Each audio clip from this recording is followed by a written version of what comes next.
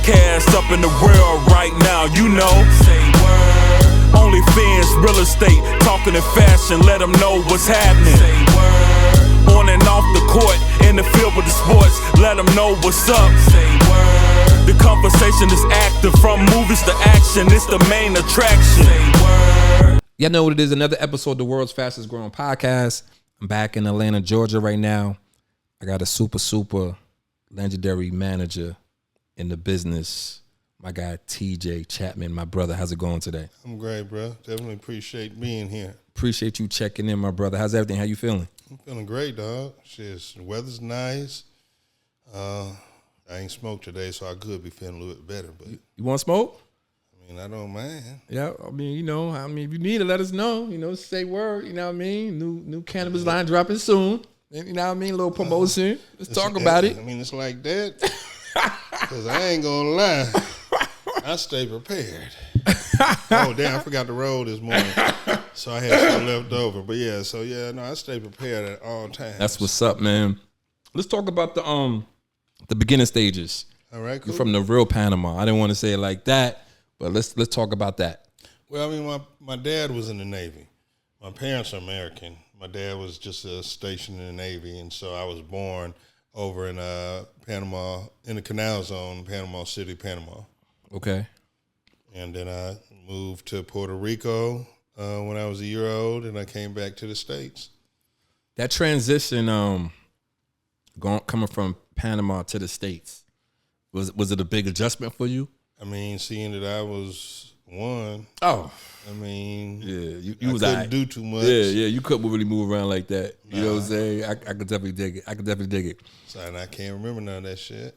What did you want to do when you was younger though? Was you into music? Like, what was you into? I mean, I came up kind of in the start of the hip hop era. And so I remember I always used to go, I lived in Detroit, in a suburb outside of Detroit called Utica. Okay. But Michigan.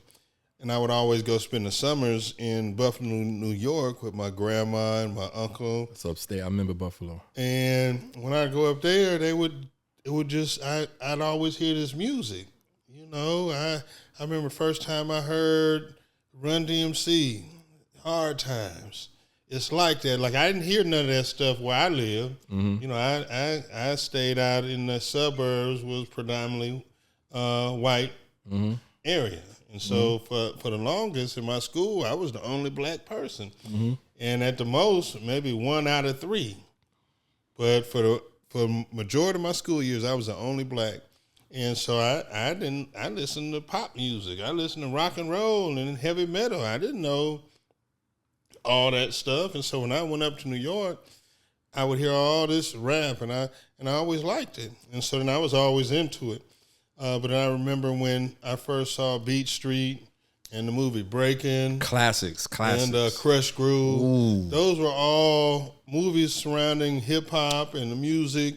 And so the DJ was always the nucleus, whether it was the controlling the parties or the nucleus for the rap groups, whether it was him helping make the beats or scratching. But the DJ was always like part of everything. And I wanted to be him. And so that's how I got into all this. Those movies inspired me to want to be that guy and want to be in the music business, hip-hop business. Do you feel like, I love talking about hip-hop. I love these type of conversations. Put you on the spot, though. The difference from hip-hop from now to then, how do you feel about it? Do you feel like, in a sense, hip-hop is, I don't want to use the word like, I don't want to come off like a old hater, because I'm not. But do you feel like, huh? I said me neither. I know, but do you feel like hip hop is dead in a sense? I mean, hip hop as you once knew it, I feel like is not dead, but it's not in the forefront either. But as with everything, things evolve with time, and so what they make today is classified as hip-hop. It's just another form of hip-hop. It may not be that New York B-boy hip-hop, and to be honest, I ain't into that shit anyway. I'm down south, man. We like this southern shit. I hear you. I with that. But y'all straight, though. You saw, huh? I say y'all Why straight, you, though. why you gotta make it a New York thing? I'm saying I'm into the Southern music too, though. This is the thing though. Like on the real, like being from New York, like New York is. This one thing I don't like about New York hip hop. It's so like stationary. The South the music is more.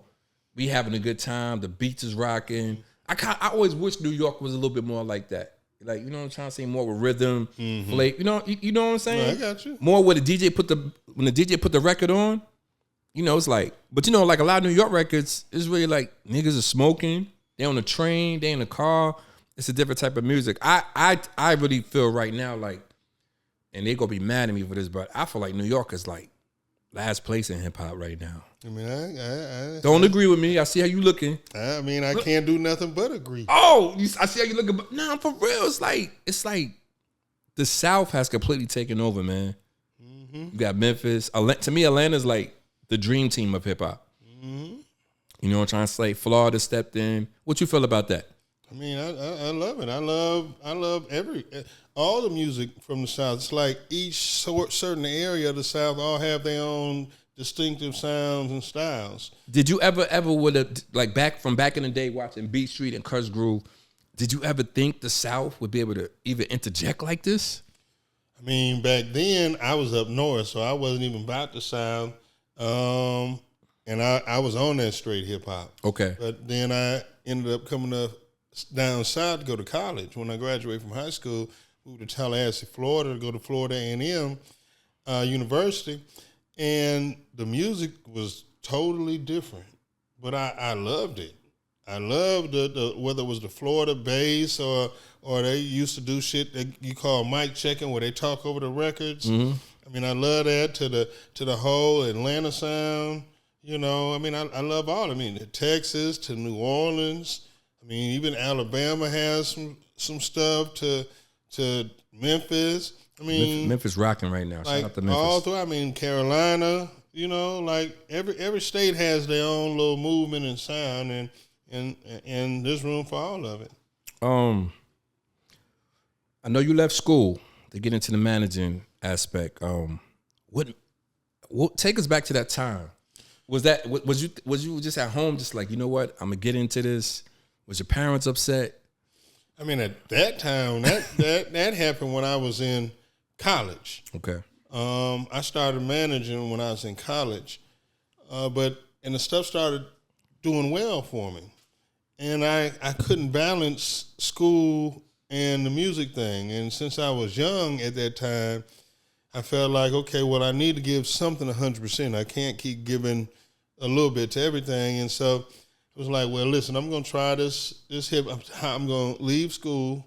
I was in a 5-year MBA program at FAMU School of Business and Industry. And I left school with the idea that, okay, if this music shit don't work out, I can still go back. Okay. And finish my degree.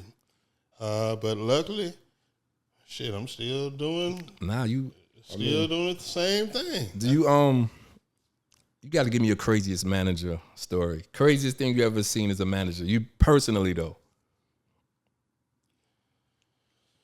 You ain't got to say no names. You ain't got like, and you got to say this is the manager of legendary group B.O.B. But just give us one of your craziest manager stories. I know you done seen some stuff. I mean, seen all kind of stuff. I mean, I remember one day we had a show. We're in West Palm Beach.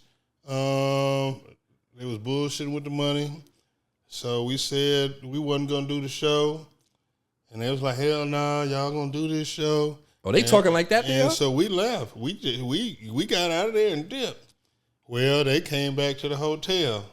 And because they booked the room and I was a young manager, the room was booked in their name. They just added our name to the room. Yeah. So they went back to the hotel, canceled the rooms.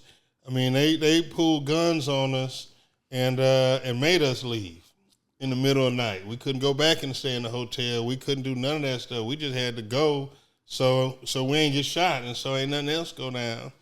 I mean, I remember one time I was in my office, I smelled smoke. And I was trying to figure out, goddamn, why I smell smoke? What's on fire? It was coming through the vents. And so I went downstairs trying to figure out where the smoke was coming from. And, man, my guy goddamn set the whole storage room on fire because he was mad one day. Was he mad at you though? He wasn't. It wasn't mad at me. It wasn't from nothing I did. It was more or less, people having mood swings. Okay. And mood swings was kind of wild. Okay. That's crazy. Yo, listen, I'm not in the music business, right? But I done seen some stuff for me just being on the road with managers and artists. Oh, and I'm sorry to interrupt you, but I'm going to tell you another one. This one just can't. I mean, I can't. I'm talking about there's so many things I can't think about half the shit. But okay, one time a dude signed a contract because he needed some money, but he was mad about the contract he signed because it wasn't good, and he didn't want to be locked in with dude label. So I remember he found out where dude lived, broke into his house. Wow. Goddamn, stole the contract back. Wow. And burnt that motherfucker. So he wasn't under contract no more. I guess that's the easiest way to get out your contract. Yo, all artists, that's a great way to get out of a contract. Listen, I ain't never even heard of nothing like that. Oh my God. I guess that makes sense though. Breaking somebody's crib, get the contract. I don't know if you could do that nowadays though. I mean, nowadays everything's electronic. Yeah, you might have to. Back then, once you had that hard copy going on, man. You ain't had no record or nothing. Yo, that's so funny, G. But that makes a lot of sense. I'm gonna go to his house and find the contract. Yo, I ain't even mad at nobody for doing that. But straight up, listen, you've been around hip hop a long time, the music industry a long time. I want to ask you about this Puff situation. Just like your own. Have you ever been to any of the parties? I ain't never been to his parties. Okay. I've been you know what? No, I haven't been to nothing. I don't even know who Puffy is. Yeah. Yo, hold up. I just heard about him on the news and his 1,000 bottles of goddamn baby oil and his Cambodian breast milk. Yo. And I forgot how many dildos they said. Yo, listen though. Seriously. We here, right? Have you been there? Nah. I thought I seen you on. You ain't seen me there. You sure? Nah, don't do that. But listen. Do you think this stuff is true? Or do you think it's fabricated a little bit? It's a lot of stuff being thrown at him. I mean, I think it's fabricated somewhat. I believe there's some truth to it, but I don't know, and to be honest, it's like, yeah, I'm posting the memes, I'm talking shit, but Puffy was one of the people that I wanted to be like at one time in my life. I was telling these two yesterday. I was like, yo, Puff is like, he's a mogul. Yes. I was like, people don't understand that. It's like they forget Puff like back in the day. Come on, man. But go ahead. I'm sorry. I get emotional. Saying, He's from New York too. I get. Yeah. You got to stick up for your boys. But pause. Watch. Chill with that. Yo, shout out to Puff, man. Brooklyn. Yo, chill. Pause. I'm listening though, man, but like he's one of them guys though, man. No, he is. I mean, he's accomplished a lot. I never even would imagine when I first got into him, just say his Uptown Records days with Andre Harrell. Classic, man. All that stuff. He was just a young dude trying to get it. Yeah. And now he's, a Love or Diddy or whatever he is.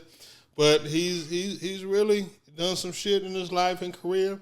And even though I don't want to go down the path, that it's looking like he's been going down, I would love to be able to achieve some of the stuff he's achieved in his career.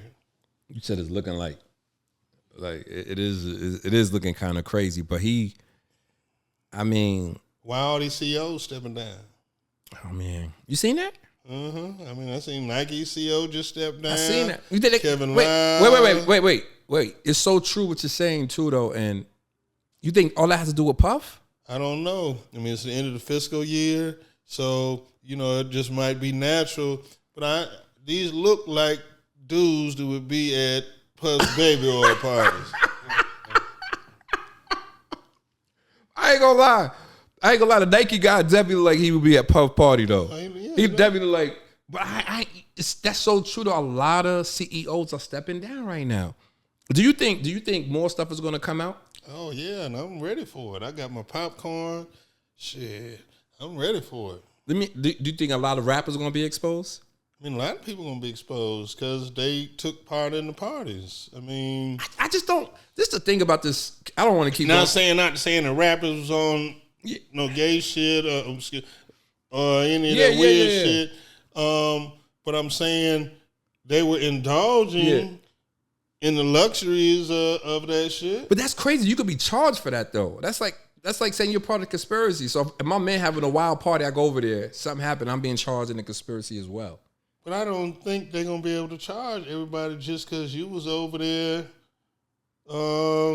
chilling. Let's just say he called you. Yeah. Yeah, like, yo, you know what? I'm having a party, pull up. You know now, what I'm if saying? you at every party and you in the videos, you know. You said you in the videos? Oh, man. Oh, man. Shout out to Puff, man. Being a manager, man, what do you look for in artists? I'm all about work ethic. I'm about original sound and style. Image helps, but image doesn't necessarily have to be there at first, because when you start getting money, you learn how to upgrade. I remember with B.O.B. Legendary. Yeah, he used to always wear. He always used to wear damn XXX t-shirts, oversized Sean John velour sweatsuits. Man. Shout out to Puff again. Yeah, pause. Hey, boy, I love that Sean John back in the day. I love Sean John too. Pause, but shout out to Puff, man. Come on, TJ. But I remember Bob was walking through the airport one day, and somebody took a picture of him and posted it and just talked about how he was dressed and this and that, but he didn't care about his image. He just loved music. But then once he got money, then he got to upgrade and everything. And I remember one day and I probably shouldn't say this. I probably shouldn't say this. We here. I remember we was on 106 in Park one day, and Bob was doing an interview.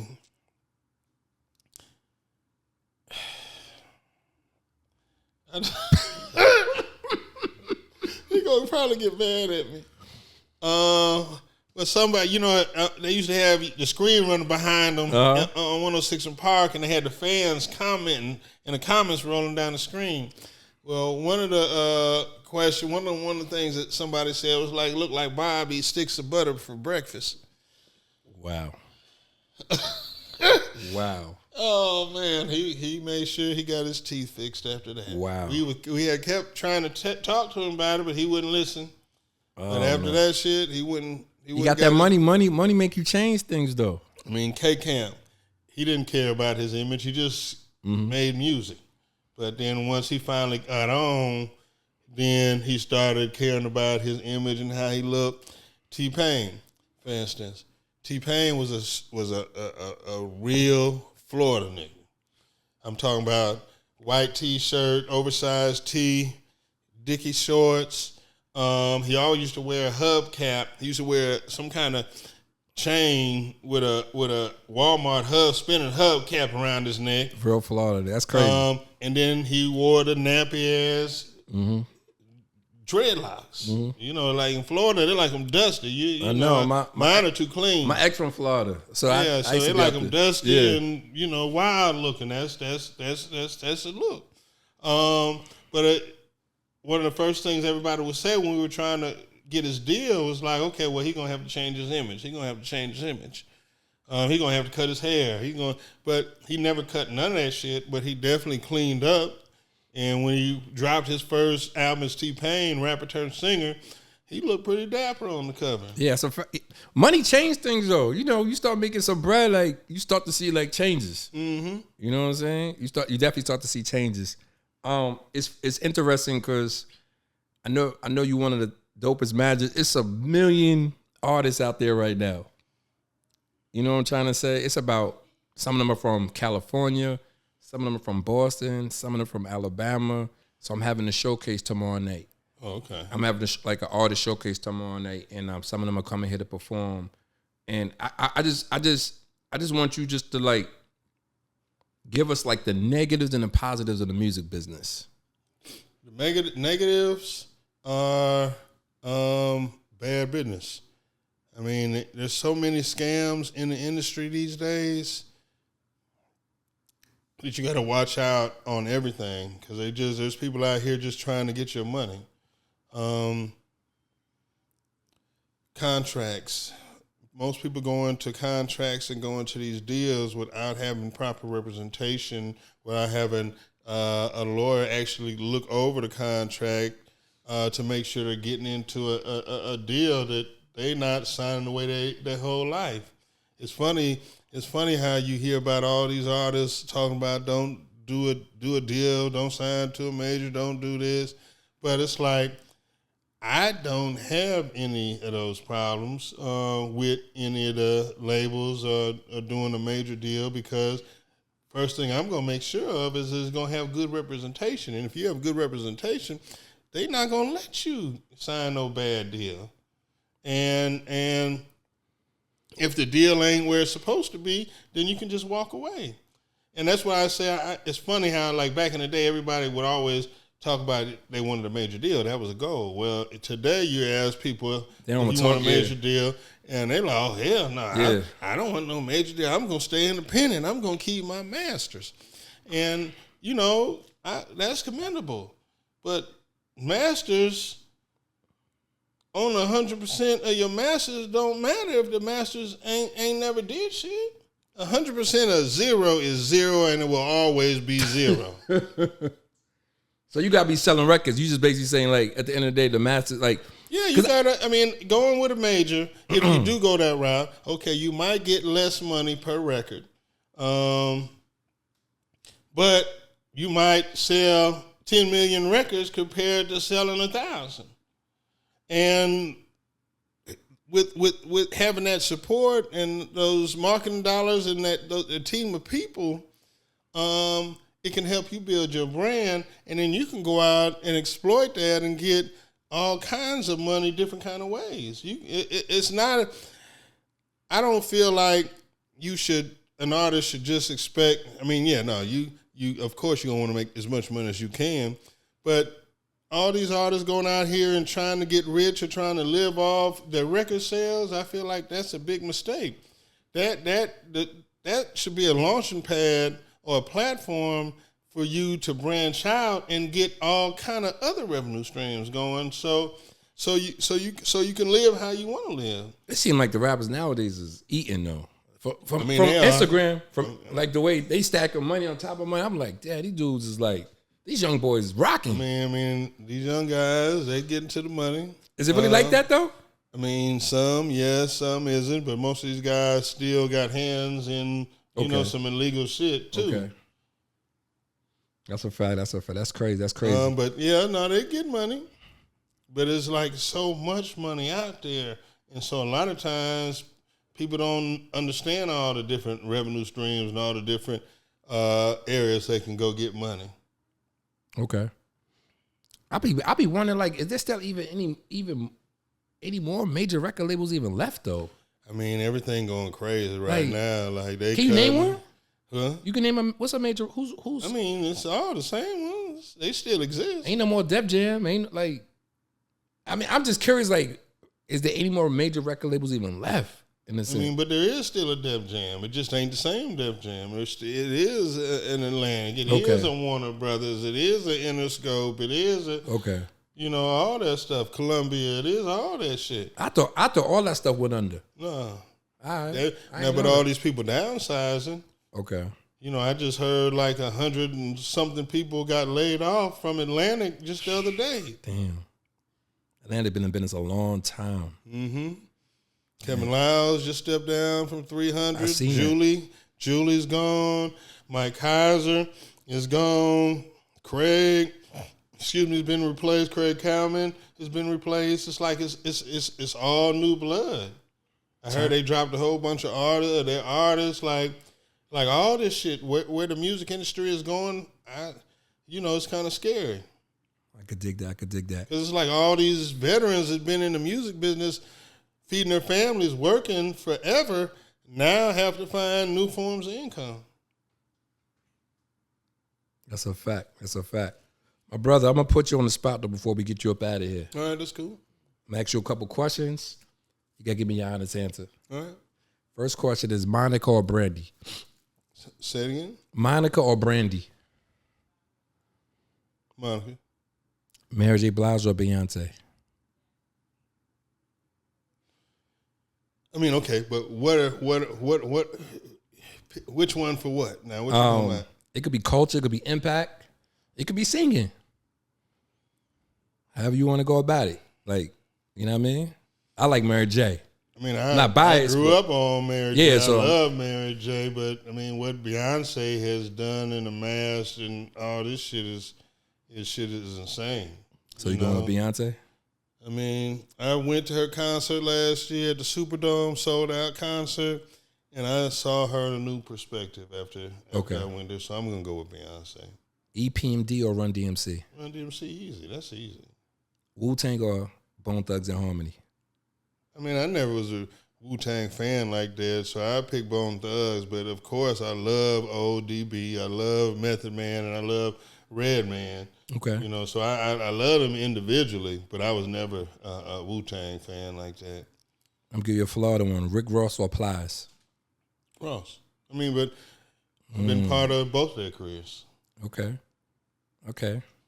I understand Ross that. my guy. And last question is Prince or Michael Jackson? Michael Jackson. That's what it is. Full episode be out soon. My guy TJ Chapman, my guy, what's the word? My brother, I appreciate you. Episode be out soon. And then make sure y'all tune in. We in Atlanta. We up out of here. The fastest growing podcast up in the world right now, you know. Say word. OnlyFans, real estate, talking in fashion, let them know what's happening.